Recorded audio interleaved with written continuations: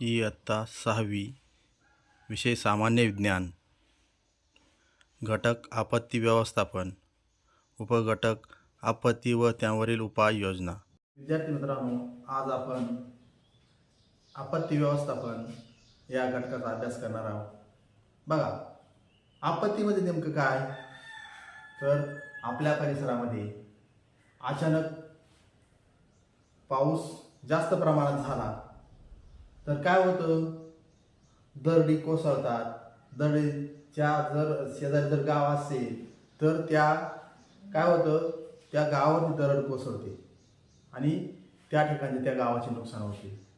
किंवा कधी कधी नदीला महापूर येतो आणि या महापुरामध्ये त्या आजूबाजूच्या नदीच्या काठावर जी गावं असतात ती गावं त्या महापुरामध्ये गाडली जातात। यालाच काय म्हणतात, थोडक्यात आपत्ती असं म्हणतात।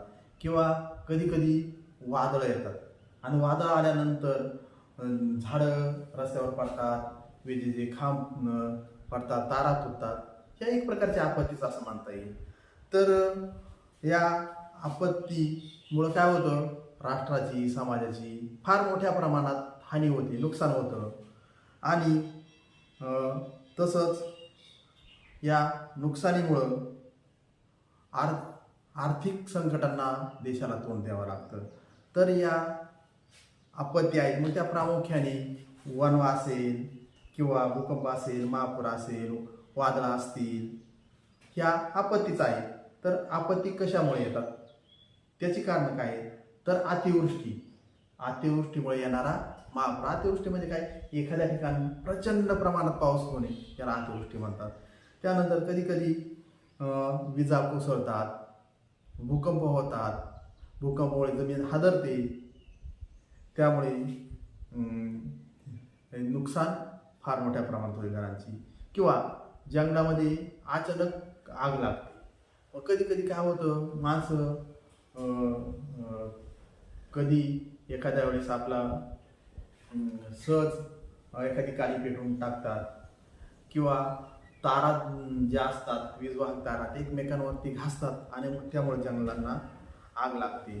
तसेच मोठमोठ्या शहरांमध्ये प्रचंड प्रमाणात लोकसंख्या वाढली आणि या लोकसंख्ये वाढल्यामुळं कधी काही ठिकाणी एखाद्या ठिकाणी चेंगराचेंगरी होते। तसेच आपण बघतोय दिवसेंदिवस तापमानात वाढ होत आहे, पर्यावरणाचा ऱ्हास होत आहे। माणूस काय करतोय, जंगल तोडतोय परंतु नवीन झाडं लावत नाही, त्यामुळं ह्या आपत्ती येत आहेत।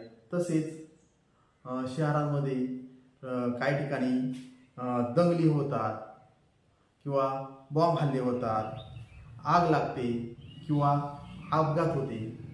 हे या गोष्टींमुळं आपत्ती येत असतात। अशा पद्धतीने ह्या जर आपत्ती आल्या तर आपण काय केलं पाहिजे तर जी TV आहे, आपण रेडिओवरती बातम्या ऐकल्या पाहिजेत, त्या बातम्यांकडे सतत लक्ष ठेवलं पाहिजे। सांगितलं जातं काय आपण उपाययोजना केली पाहिजे। किंवा बॅटरीवर चालणारा एखादा रेडिओ असेल किंवा मोबाईल असेल, आपण तो वापरला पाहिजे। कारण आपत्ती आल्यानंतर सगळं वीज विस्कळीत झालेलं राहते, मोबाईल रिचार्ज झालेला राहतो, म्हणून आपण बॅटरीवर चालणारे हे रेडिओ वगैरे वापरले पाहिजेत।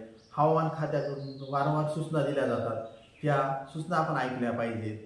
तसेच डोंगर जर जास्त प्रमाणात जर पाऊस होत असेल डोंगर माथ्यावरती, तर आपण थोडं त्या डोंगर माथ्यापासून थोडं दूर गेलं पाहिजे।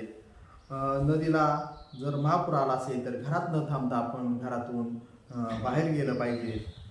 त्याचबरोबर ज्या ठिकाणी मदत केंद्र उभारली जातात त्या ठिकाणी आपण आश्रय घेतला पाहिजे। किंवा आगीपासून जर बचाव आपल्याला करायचा असेल तर रेल्वे स्थानक किंवा मोठमोठे हॉस्पिटल असतील, अशा ठिकाणी आपण या अग्निशमन यंत्राचा वापर केला पाहिजे। अशा पद्धतीने जर आपत्ती आल्या तर त्या आपण उपाययोजना केली पाहिजे।